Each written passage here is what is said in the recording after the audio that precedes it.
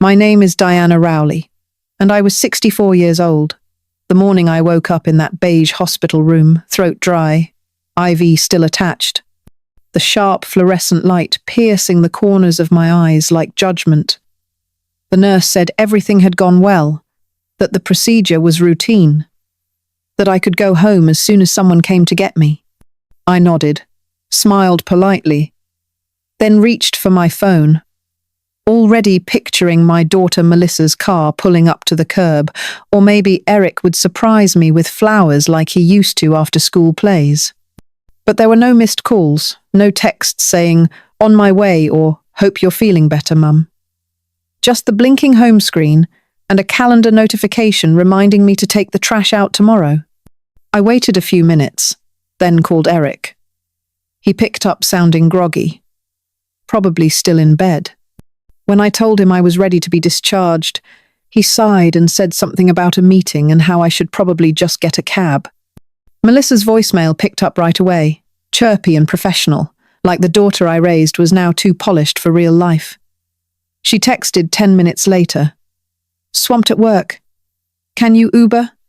I stared at the words like they were a foreign language, as if I hadn't picked them up from 1,000 emergencies, wiped their fevers, driven them through storms, kept them warm while the world tried to freeze us out. I didn't cry. I didn't even feel angry. I just felt hollow, like someone had scooped something out of me while I slept and forgot to put it back. The nurse returned, chipper and bright, and I told her I'd need help arranging transport. She offered to call a shuttle service and brought me a paper cup of apple juice while I sat there like an orphan in a borrowed gown. When they wheeled me out to the curb, the sky had turned a mean sort of grey, and drizzle clung to the air like pity. No coat, no umbrella, just me, a paper bag of discharge papers, and the gentle throb of stitches in my side. A young man in scrubs held the door while I stepped into the waiting car, but even his kindness couldn't soften the ache. That car ride home was short, but in it I measured every mile in memory, each scraped knee I kissed, each sleepless night I walked floors for them, each sacrifice I folded neatly into the corners of motherhood. And now I was just another fare, just another woman clutching her own coat, paying her own fare, whispering thank you to a stranger instead of her children. The ride that never came was more than a missed pickup. It was the moment I knew, with cold clarity, that I had become optional to the people I once made essential. The wheels of the chair squeaked a little as the orderly guided me to the curb. His steps quick, like he was already halfway into his next task. And I didn't blame him. I thanked him softly, and then I was alone again, sitting just outside the hospital doors with the wet smell of concrete rising and a paper folder of discharge papers growing heavy in my lap. The sky had shifted by then, swollen and low, a warning that came too late. Fat drops of rain started to fall, slow at first, then steadier, like the sky had simply run out of patience. I looked up just once before bowing my head, watching droplets gather on my shoes, on my hands, on the paper bag I had been told not to bend or crumple. My coat was still in the closet at home, the one Eric had once gifted me for Christmas with a tag that said, "Because you deserve warmth." It hung in the hallway by the door, right where I had left it before surgery, never imagining I would need it to wait alone outside a hospital. My phone buzzed once, but it was a promotion for vitamins. Nothing from Eric, nothing from Melissa. People passed in and out of the automatic doors behind me, some in wheelchairs, some walking with crutches, all of them flanked by someone's spouses, daughters, uncles, friends. I caught one man holding an umbrella over his mother while juggling her overnight bag. I watched until they were a blur in the rain. Then I lowered my eyes again, too tired to feel jealous, too worn to even ache properly. It was a different kind of quiet out there, the kind that wraps around your ribs and makes your own breath feel like a betrayal.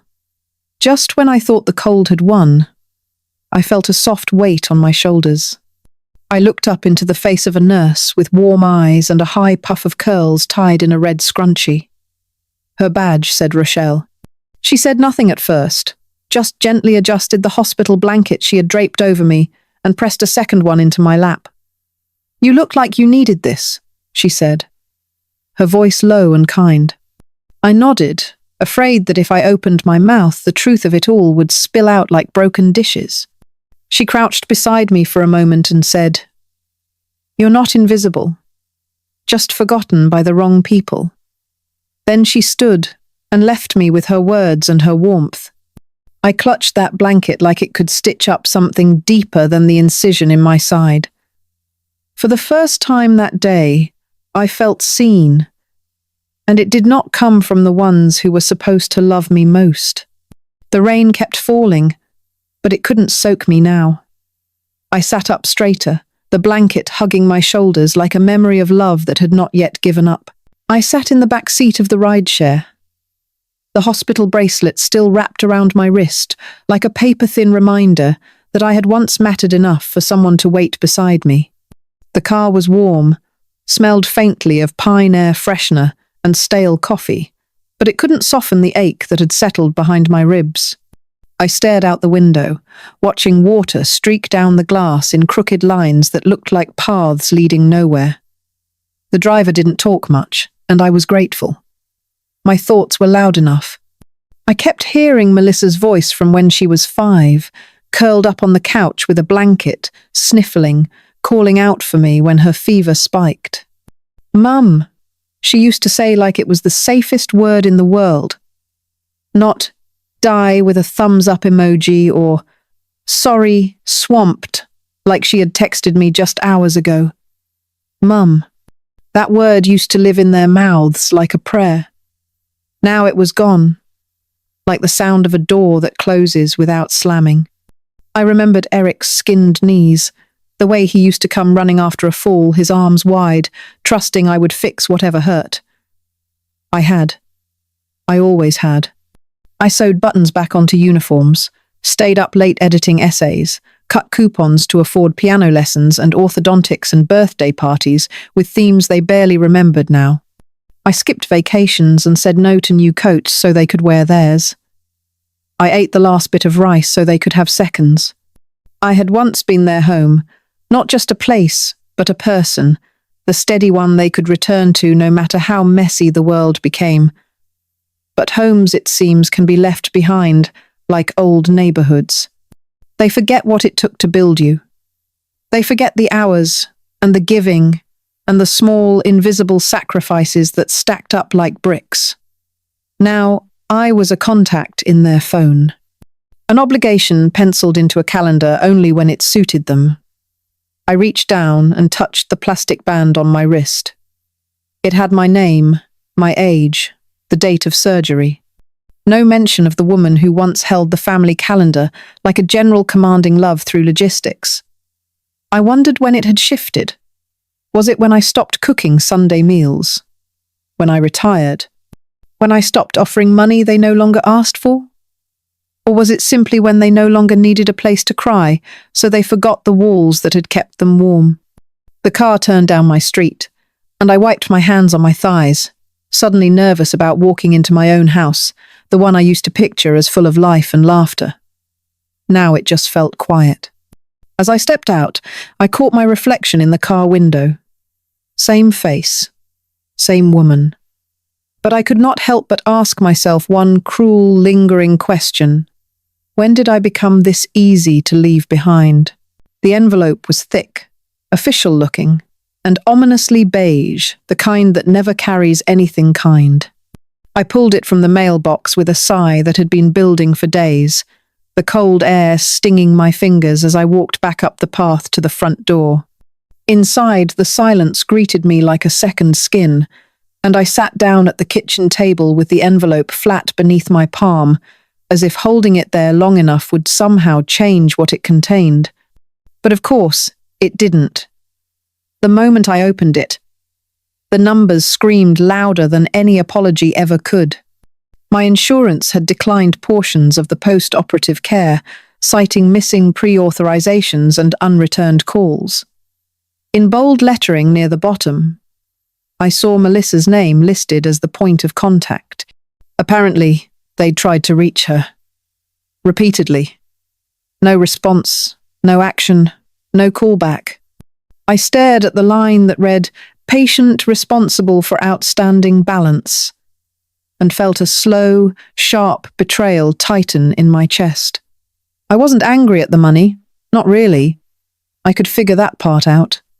It was the message behind the silence, the ease with which she could ignore something that would have taken 5 minutes and a little care. I thought of the night she showed up on my doorstep 4 years ago. Her mascara smudged and her heart cracked wide open over some boy who had left her for someone newer. I had made tea and sat with her through the night, letting her sob into my cardigan while I rubbed circles on her back and whispered that it was okay to fall apart, that she could take all the time she needed, that she was not alone. And now here I was, post-surgery, drowning in codes and deductibles, left to clean up my own mess because she couldn't be bothered to answer her phone. I looked at the bill again, tracing the total with my finger. It was more than a figure. It was a mirror, a reflection of where I now stood in her world. Somewhere behind unread messages, lost beneath job obligations and social calendars, buried under the convenience of forgetting. I got up, poured myself a cup of tea, and sat down with my checkbook. I wrote out the payment in full, my hand steady despite the ache. I wouldn't call her. I wouldn't mention it. But something in me shifted as I signed my name. It wasn't bitterness. It was clarity. I saw the truth for what it was, as plain and sharp as the steam rising from my mug. Love, when one-sided, starts to look a lot like labor. And I had labored enough. I dialed Janice's number with a knot in my chest. The kind that forms when your dignity starts clawing its way out from beneath years of practiced politeness. It had been a while since we last spoke, but her voice hadn't changed, still rich and calm like chamomile tea with a splash of whiskey. "Well, look who remembered I exist," she teased, and I chuckled, the sound brittle at the edges. I asked if she had time for coffee, and within an hour we were sitting at her kitchen table, the smell of lemon bars warm in the air, and the sound of her old dog snoring under the window. I didn't bother with small talk. I laid it all out. The hospital stay, the silence, the bill, and the empty space that used to be filled with the voices of my children. Janice didn't interrupt, didn't offer platitudes. She just poured the coffee and slid a notepad between us, like a lifeline. "It's time you stopped rewarding absence," she said, tapping her pen against the rim of her mug. "You've done more than your share. Let's protect what's yours." I watched her scribble, legal terms with the ease of someone who'd had to fight for herself once, too. We talked about power of attorney, about assigning it to someone who actually returned calls and cared if I lived or died. We talked about updating beneficiaries, removing names that only surfaced when holidays came with price tags. The decision to erase Eric and Melissa from my medical and financial records was less a betrayal and more a reckoning. I wasn't punishing them. I was simply refusing to let their disinterest become my downfall. I remembered Janice once telling me that love is not a binding contract when the other party stops showing up. She was right. The weight of being someone's mother never lessened, but the power to define how I lived the rest of my days did not belong to them anymore. We signed forms slowly, deliberately, like stitching a new seam where an old one had ripped. When it came time to name someone new, I surprised myself by writing down Rochelle, the nurse who had called me love, when no one else had bothered to show up. I had known her for 3 days, and yet in those 3 days she had offered me more comfort, presence, and humanity than my children had in years. Janice glanced at the name and nodded with quiet approval. By the time I left her house, my spine felt straighter, my steps more certain. The lemon bars were tucked into foil beside my purse, like a soft reminder that some things in life are still sweet. It was the beginning of something. Not revenge, not spite, just the quiet restoration of my own worth. For the first time in a long time, I was no longer waiting to be chosen. I was choosing myself. The clause was buried in a paragraph I might have skipped, if not for Janice's sharp eyes and sharper instinct. She was reading through my insurance paperwork with a red pen and a quiet vengeance, the kind of focus lawyers wear like armor. "Wait," she said, her voice low but firm. "Look at this." Her finger rested on a line I had never noticed before, one of those legal shadows tucked in between deductibles and co-pay breakdowns. It was worded carefully, like all things meant to be overlooked. But there it was, in black and white. If listed next of kin failed to fulfill care obligations after a documented discharge, the financial responsibility could, under certain conditions, be reassigned. My heart didn't leap. It settled. Not out of malice or fury, but because it meant the universe hadn't been entirely asleep when my children let me wait alone in the rain, with stitches still fresh in my side. We read the clause 3 times, then again just to be sure. Janice looked at me and asked if I wanted to pursue it. I didn't answer right away. I thought of Melissa. Once so small she couldn't sleep unless my hand rested on her back. I thought of Eric, who used to draw me Mother's Day cards on construction paper that said I was his whole world. I thought of that hospital curb, the cold wetness of the blanket Rochelle gave me, the sting not from the surgery but from silence. I nodded. "File it." We began the process slowly. Janice drafted the formal letter, with language that was clear but unflinching. Attached were my discharge papers, the unanswered call logs, the emails from the billing department that had gone ignored, and a signed affidavit from the nurse documenting my release and solitary wait. Janice smiled once when she sealed the envelope, not with glee but with resolve. "This isn't punishment," she said. "It's accountability." And she was right. It was not about revenge. It was about no longer shielding grown adults from the consequences of their own neglect. For years I had paid for their mistakes, covered their rent, co-signed their lives. But this bill would not be mine to shoulder alone. Not this time. I mailed the documents the next morning. The way you mail a letter to your past self, the one who kept forgiving in hopes of being remembered. When I closed the mailbox flap, I felt something shift. Not a victory, but a quiet rebalancing. I went home and made myself tea. I poured it into the mug Melissa had made in 5th grade, the one that read, "Best Mum Ever," in uneven glaze. I held it gently, not bitterly, and placed it back on the shelf. Let the bill go where it belonged. Let them open the envelope and feel, if only for a moment, the weight of what they chose to abandon. The letters must have arrived mid-morning because the calls came just after lunch. First it was Melissa, her voice sharp and high-pitched, like it used to get when her credit card was declined in college, and she wanted me to fix it without admitting anything was her fault. She didn't even say hello, just launched into it.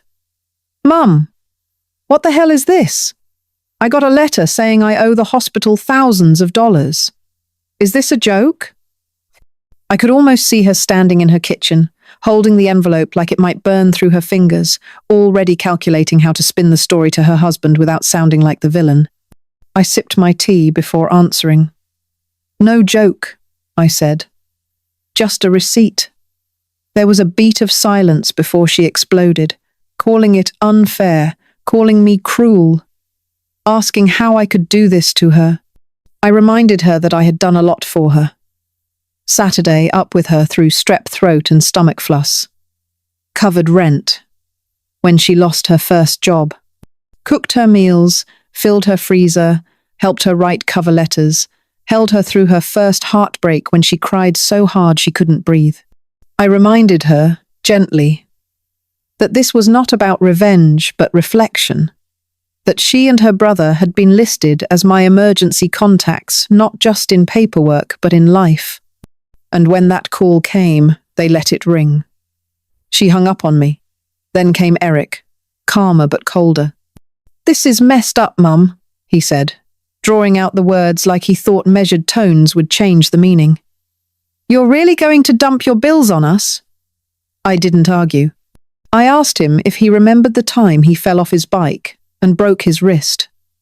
How I left work early, drove 45 minutes in traffic, and stayed up all night icing it.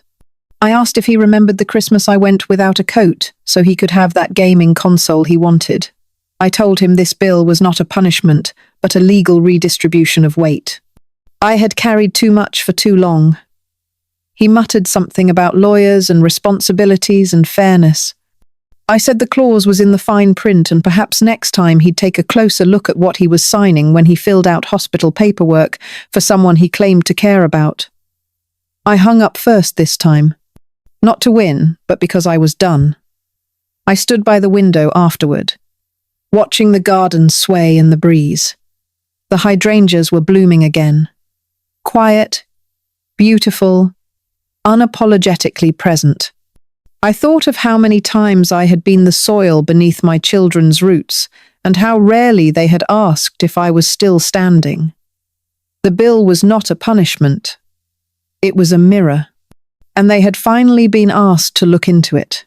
The phone buzzed non-stop that evening, the kind of vibration that rattles the counter and creeps into your spine. I glanced at the screen and saw Melissa's name light up over and over, followed by a flurry of messages in the family group chat, the same one that used to be filled with birthday wishes, recipes, and the occasional meme. Now it had become a courtroom where I had been put on trial without being invited to speak. Melissa, in her usual flair for dramatics, opened the floor by calling me vindictive and heartless, accusing me of embarrassing the family and acting like a victim. "I can't believe my own mother would stoop this low," she wrote, and the ellipses that followed felt more like knives than pauses. Eric chimed in after a while, more restrained but no less cutting, suggesting I had misunderstood their silence, that I was choosing bitterness over family. One cousin wrote, "Yikes," and quickly unsent the message. Another dropped in with a cautious, "Hope everyone's okay." A few more comments trickled in from relatives I hadn't heard from in years, siding vaguely with communication and family healing, the kind of neutral nonsense that makes it clear they wanted to be seen without taking a side.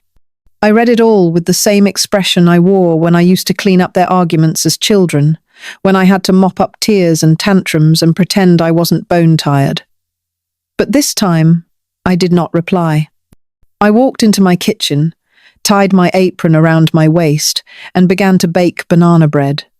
The one with walnuts and cinnamon, the one Melissa used to ask for in college when she came home exhausted and broken-hearted.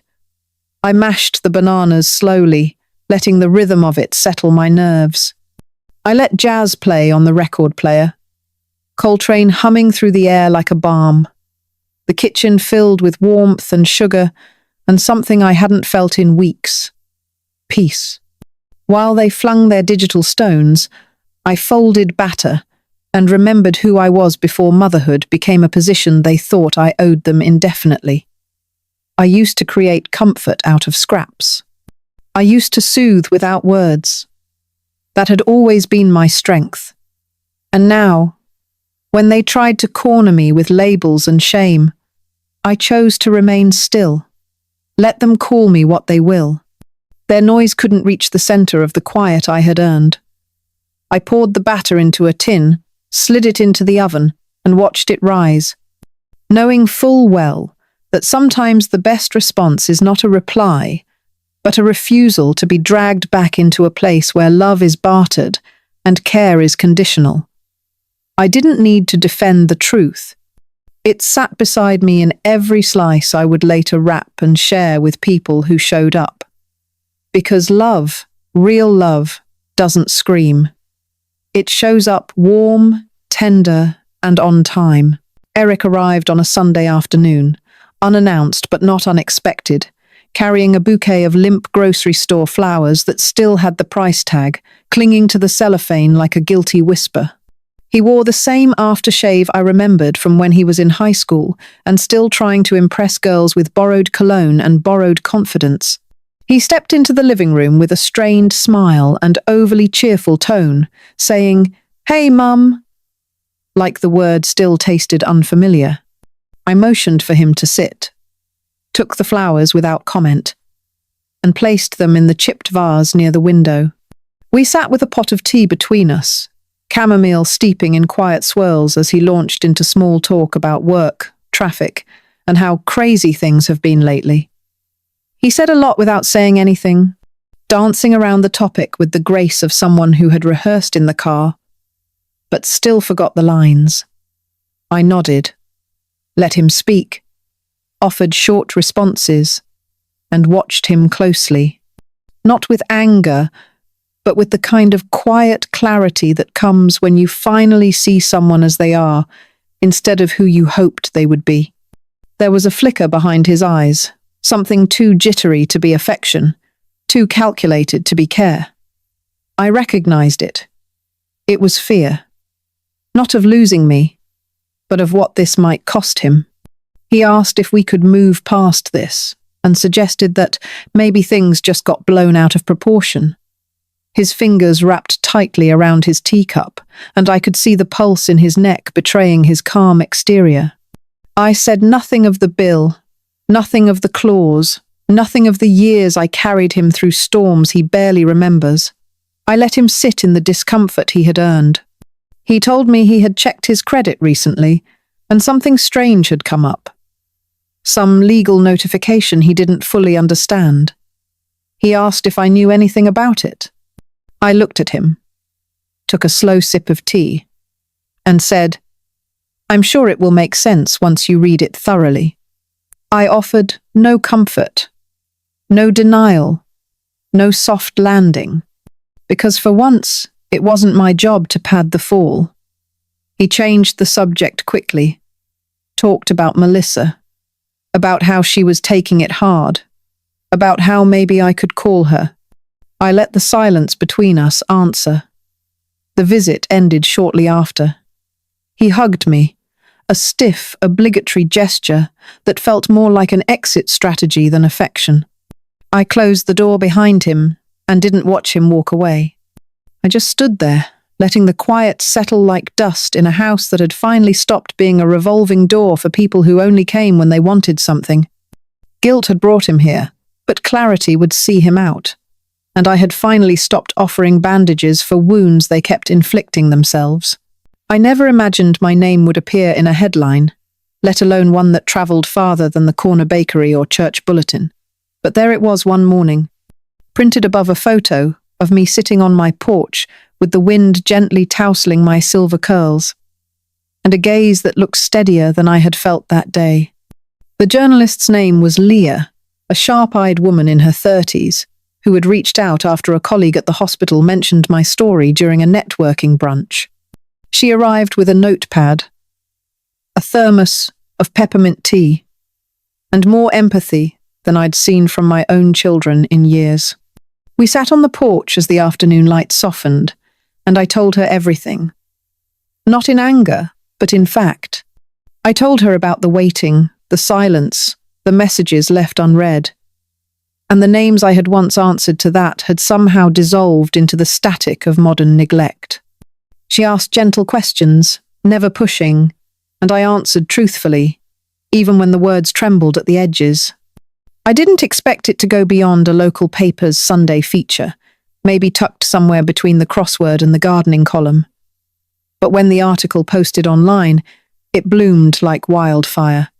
Within hours, comments poured in from strangers across the country, people with their own stories of being left behind after a lifetime of showing up. "You gave me courage," one woman wrote. "I cried reading this. I thought I was the only one," said another. Someone else added, "Finally, a mother who said enough."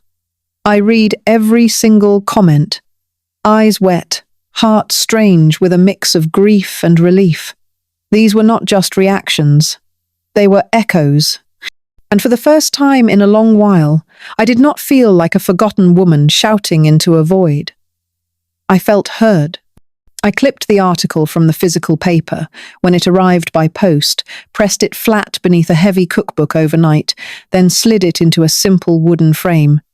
It now sits in the hallway near the front door, next to the coat rack where I used to hang Eric's soccer gear and Melissa's ballet shawls. That space once held the chaos of childhood, the noise of love in motion. Now it holds my story. Quietly, firmly.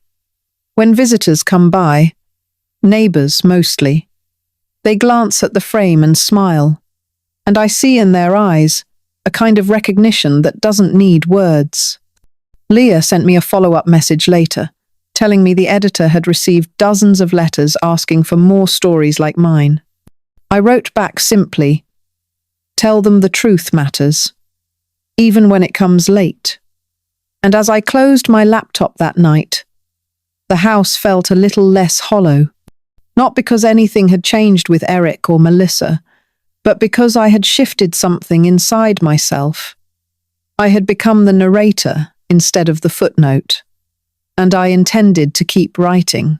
The subject line read, "I've been thinking," and for a brief moment, I let myself believe this email might hold something real, something warm, blooded and hard. One, like an apology that limps toward you with its head bowed and heart exposed.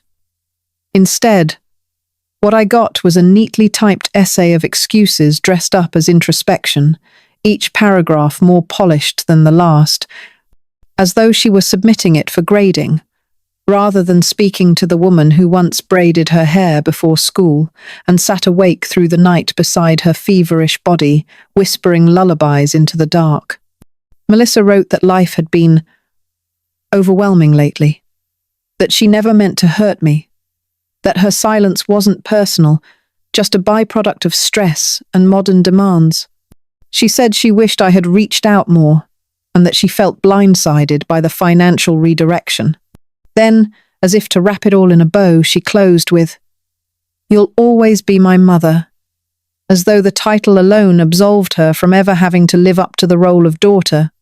I stared at the screen, rereading it twice before I even touched the keyboard.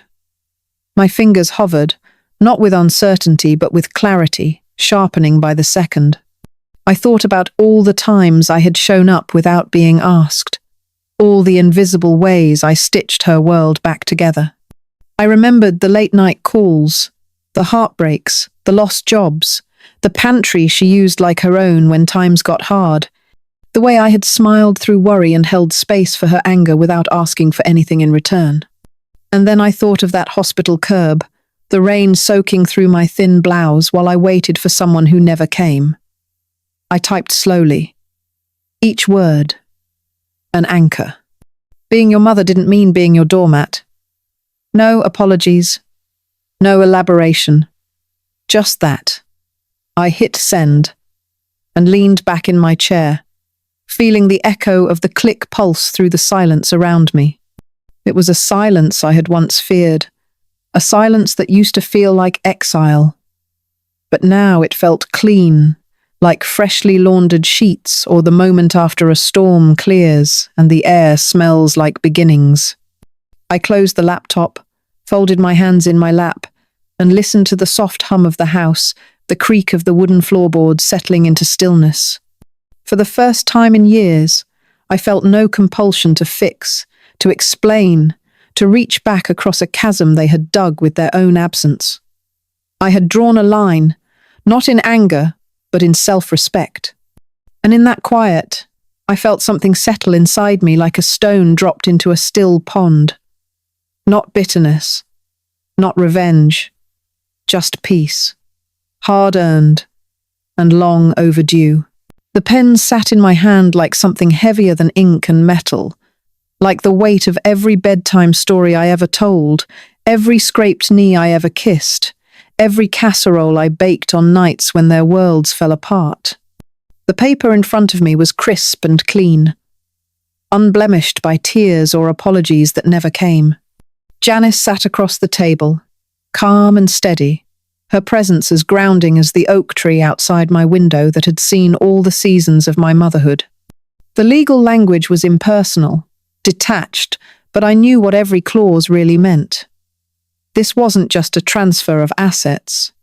This was the closing of a door that had been left ajar for too long, letting in drafts of guilt and hope that chilled me to the bone. I read every line, not because I didn't trust Janice, but because this moment deserved my full attention. I was leaving my home to a women's shelter on the edge of town that smelled of chamomile tea and second chances. I was leaving a portion to Rochelle, the nurse who had wrapped a warm blanket around my shoulders in the rain without knowing my name or history. And I was leaving the rest to the little brick library with crooked shelves, where I'd spent quiet hours reading to children who still called me Miss Diana, with wide eyes and soft trust. Not a penny would go to Eric or Melissa. Not out of spite, but because love, like any investment, deserves return. And theirs had been bankrupt for years. My signature flowed out across the page without a tremble. Janice slid the next form forward. I signed again. She didn't speak, just nodded. Her eyes soft but clear. The witnesses signed, the notary stamped, and just like that, something inside me unlatched. I exhaled, not a sigh of sadness, but something closer to relief, like a bird that finally realizes the door of the cage has been open the whole time. I looked down at the documents stacked neatly in a manila folder, and they looked like peace. Not revenge, not retribution, but a declaration of worth. I stood, thanked everyone, and walked to the kitchen where the kettle was already humming. As the tea steeped, I looked out the window to the garden where daffodils had begun to push up through the thawing earth. They didn't ask for applause, those flowers. They just rose. And maybe I was like them now, not needing anyone to notice the quiet bloom of a woman who had finally chosen herself. When Janice left, she hugged me tighter than usual. No words. Just the kind of embrace that says, I see you. I sat down at the table. My name now bound to something new. Not to children who forgot, but to the life I had chosen.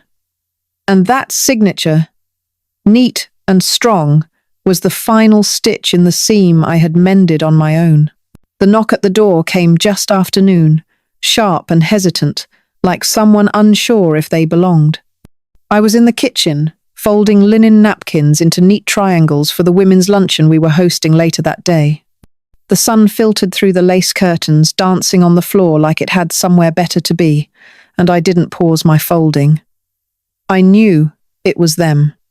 There's a rhythm to your own children's footsteps, even when they've grown into strangers. I had written the note days earlier, the same way you set out an umbrella before a forecasted storm. Not out of malice, but because closure, like healing, sometimes requires a door to remain shut. I pinned it to the wood gently, right where the old welcome sign used to hang, the one Melissa made in 4th grade with glitter and glue. The wind picked up, brushing the corner of the note like fingers trying to take it back, but it stayed. I watched from the window, half hidden behind the curtain, as Eric stood there with his hands shoved in his pockets, his jaw tight like he was bracing for rejection but hoping for reprieve. Melissa clutched her phone in one hand and a reusable grocery bag in the other, filled with something she probably thought would count as effort. Maybe a bundt cake, maybe flowers, maybe just the illusion of trying. They read the note. Melissa read it twice. Eric turned first, stiff and quiet, and started down the steps like a man walking away from the ruins of something he forgot to treasure. Melissa lingered longer, staring at the door as if it would open on its own, as if memory could turn the knob. I didn't move. The tea kettle whistled behind me like punctuation to a sentence I had been writing for months. When she finally followed him, her shoulders slumped in a way that told me she had felt the weight. The door stayed closed. Not locked, not barricaded, just no longer theirs to walk through. Behind it was a life that no longer revolved around their whims or guilt-laced visits. Behind it was a table being set for women who remembered my name, who showed up when they said they would, who brought soup when I was sick without being asked. I poured myself a cup of chamomile and sat in my favorite chair by the bookshelf, the one they used to climb into when they were small and scared of thunderstorms. Funny how silence can feel like justice. The note fluttered once more in the breeze as they disappeared down the path, and I leaned back with the calm of a woman who had finally learned that love without presence is just a promise that never shows up. The door did not creak. It did not call out. It simply stood still, like me, firm and unmoved. The clink of cutlery and soft hum of conversation filled my home like sunlight stretching across old floorboards, warm and unhurried. I had woken up early that morning, slipping into my favorite apron and letting music from an old jazz record spill through the speakers as I kneaded dough, sliced ripe peaches, and arranged fresh herbs just so. By 10, the house was already filled with the comforting smells of roasted vegetables, cinnamon, and fresh-baked bread. Rochelle arrived first, carrying a bottle of elderflower cordial and a bouquet of daisies that reminded me of childhood summers, before life became so full of obligation and so thin on gratitude. One by one, the others came neighbors who checked on me after my surgery, the librarian from the community center who always set aside books she thought I might like, the delivery man who once stayed to change a light bulb when he saw me struggling with a stepladder. We filled the long table with mismatched chairs and mismatched souls, and it felt more like family than anything I had known in years. There was no tension hovering in the air, no eggshells to tiptoe over, no expectations twisted into guilt. Just honest laughter, easy conversation, and people who showed up not out of duty but because they wanted to. When Rochelle stood up with her glass and cleared her throat, the room grew still in the most reverent way. She spoke about resilience, about redefining what family means, about women who rise even when they are cast aside. I felt my cheeks warm as she raised her glass to me, calling me the strongest woman she knew, not for fighting back but for choosing peace instead of bitterness.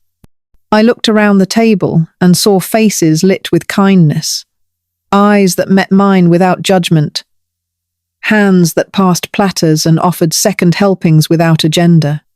I thought of the empty chairs that used to belong to my children, of the excuses and the silences and the cold weight of waiting for love that never came. And I felt no ache. Not anymore. Only clarity. Only calm. I toasted back to presence, to chosen family, to the beautiful truth that sometimes the people who save you are not the ones who share your name, but the ones who share your burdens. As we ate and talked and lingered well past noon, I realized I was no longer holding space for people who had long since stopped holding space for me. I was full, not just from the food or the laughter, but from the quiet knowing that I had finally opened my life to those who truly deserved a seat at my table.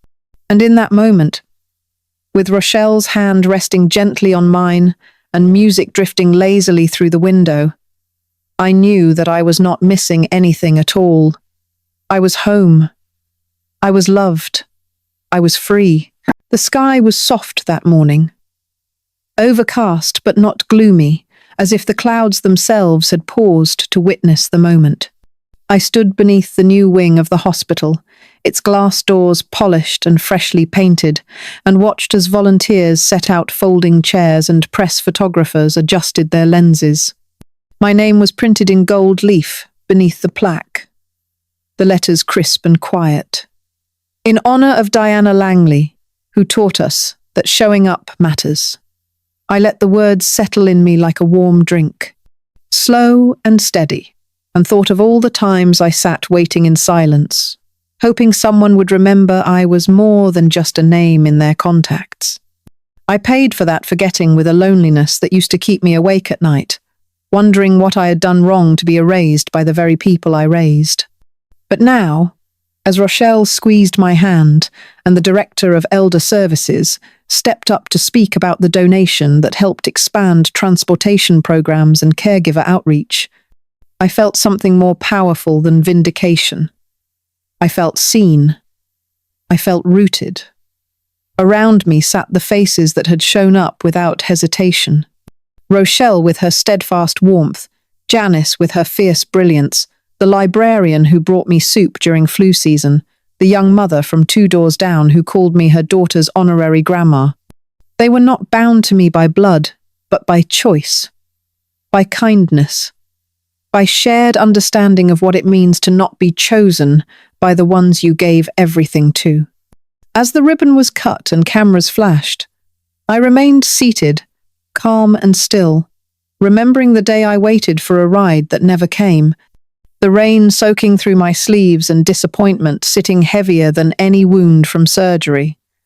That was the day I began to rewrite my ending.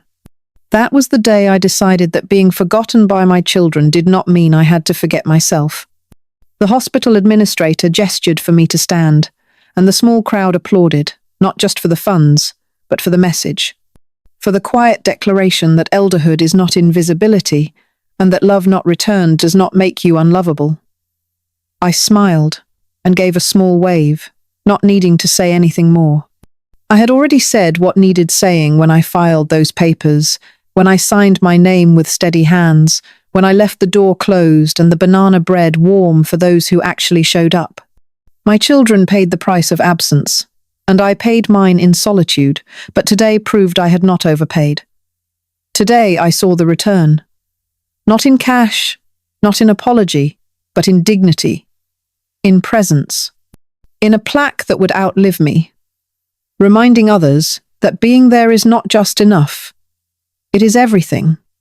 And as the ceremony wound down, I leaned back in my chair and let the breeze carry the rest of it away.